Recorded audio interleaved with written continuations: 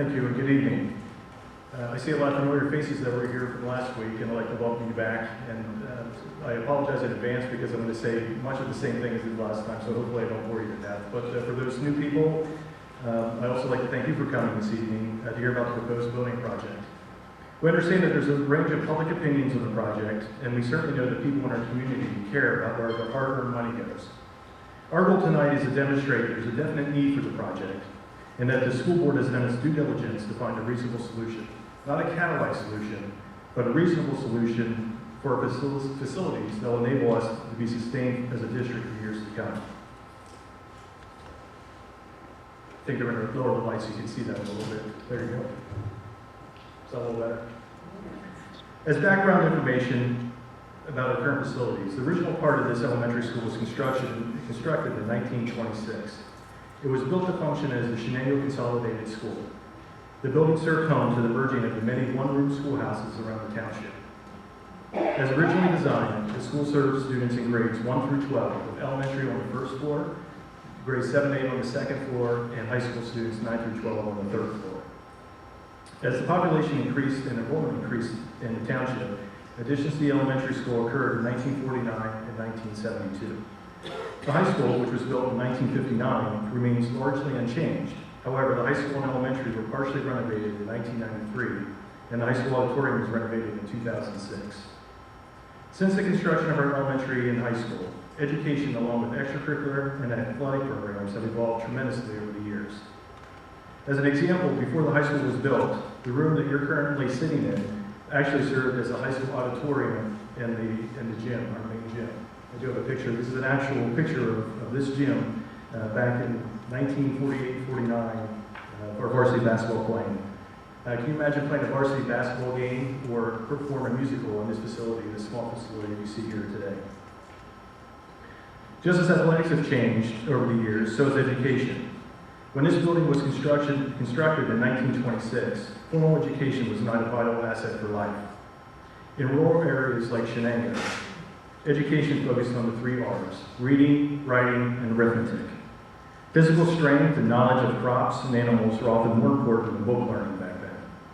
That's what the building was designed for. It was for the basics. At that time, running water and plumbing in bathrooms was a luxury in the school. Students now live in a world where technology, individualized instruction, expanded after-school programs, and unfortunately, school safety are part of the daily lives of our students. Instead of just being focused on the 3 R's, 21st century learning includes core competencies such as collaboration. That's where students are working to solve problems together. Digital literacy, where students have the opportunity to be exposed to current and future technologies that prepare them for life after high school. And also STEM, that's science, technology, engineering, and math. Students around the country are being exposed to these STEM initiatives to keep our country competitive in a global landscape. Our current elementary school is not structured to design or deal with these changes in education. Instead, we have students learning in small, cramped spaces, grade levels split between floors, which makes collaboration nearly impossible. An infrastructure will not allow us to grow in the ever-changing world of technology. Classrooms that are not climate controlled, which makes them extremely hot in the fall and spring and cold in the winter. We lack the needed space to allow students to be hands-on with science experiments in an effort to bring learning alive.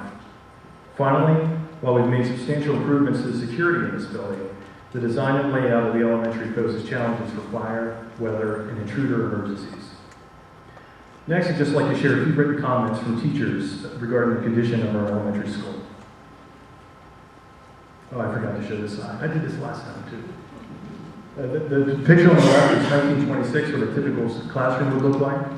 And the picture on the right is what a technology-driven classroom would look like, with a smart board in the back, kids with laptops, open spaces. They didn't need that much space in 1926. This is from Suzanne Montgomery, our current elementary teacher, or kindergarten teacher. Our students go to school every day in a building that is falling apart, to say the least. The building is old, and the temperature control is awful. In the late summer, when school begins for about 8 weeks, and the last 8 weeks of the year, the building is hot. This is sometimes over 30% of the school year. The temperature control in the room reads well over 90 degrees in the classroom. During the winter months, we actually have snow coming in the classrooms through the doors that would lead outside. We end up running numerous space heaters in the classroom to help, and then we blow fuses during the day. That makes it challenging and many times impossible to teach our students what they need to know in the time frame that we have. It also makes it hard to use technology that we have. That picture is actually a picture, a reading of a second floor classroom in the first couple weeks of school. It read 93 degrees in case you can't see it. Next is from Stacy Panay. She's an inclusion support teacher throughout the district.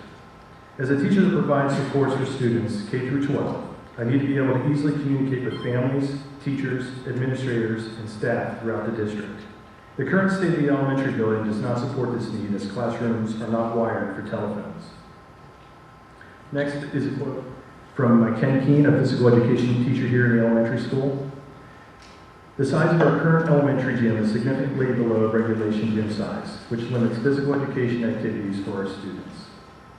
Next we have a quote from Mr. Vincent, our elementary school principal. He says, "Our building creates hardships for delivery of instruction and collaboration between students and teachers. It's spread out from the 3-story building that separates several grade levels, as well as support staff that also services students. The design of the proposed elementary building would eliminate this fragmented physical barrier, as it would be an academic wing conducive to collaboration with all stakeholders." And finally, this is from Karen Matus, and the picture there is actually a picture of one of our 3rd floor classrooms. You can kind of see the plaster falling off. Karen is a reading specialist and literacy coach in our district. She says, "Sadly, our technological infrastructure at the elementary has not kept pace with the high school, nor has it kept pace with neighboring districts. If we think about the structures of schools 100 years ago, we certainly wouldn't want to return to the one-room schoolhouse. Yet our elementary building is nearing that century milestone. How do we want the future to look for our students, our district?" From a superintendent's perspective, our students are just as eager as in other districts. They show all signs of healthy student development and curiosity. What might happen if we enrich the physical environment? It's been said that children have 3 teachers in the school: a teacher, other students, and the physical environment. As we heard at the last town hall meeting, someone would simply suggest to renovate the elementary school and that would be good enough. While renovation would certainly improve the conditions, it doesn't solve the problem of small learning spaces, grade levels split between floors, and address the security issues we currently have. Our facilities have served us well over the years, but they have outlived its useful purpose. The proposed project will allow us to be competitive in the ever-changing world of education, not only within our county, but across Pennsylvania. These next couple pictures are our outside walls, and then you can kind of see what the foundation is looking like. You can see we tried to repair the outside walls, and it continues to split. So if you could walk around during the building, that's what you would find. Next, I'd like to discuss the due diligence of the board, because the decision to build this elementary school and the athletic facilities at the high school didn't happen overnight. Long before I took over as superintendent, school boards since 2001 have explored and analyzed the needs of the district. A new elementary school and a new high school gymnasium have been part of the discussion. In 2002, Eccles presented 3 options for the high school that would include a gymnasium, expanded cafeteria, large group instruction rooms, classroom additions at the high school. Then in 2003, the school board established a Facilities Action Committee comprised of community members and school employees to examine the current conditions. They ended up reporting back to the board what their findings were. And what they found is you're in need of a new elementary school and a new high school gymnasium. So in 2004, the board examined 4 additional options that focused on the new elementary school and high school gymnasium. Time has passed. In 2011, the board looked at it again. And again, the results of the findings were we needed a new elementary school and expansion to the high school gymnasium. And now we're to our current date where we are right now. So I guess my point is that the board over these past decade has taken the time to understand what the needs of the districts. This decision has not come lightly to them. Next, I'd like to introduce Mr. Verhagen to talk about the facility study findings.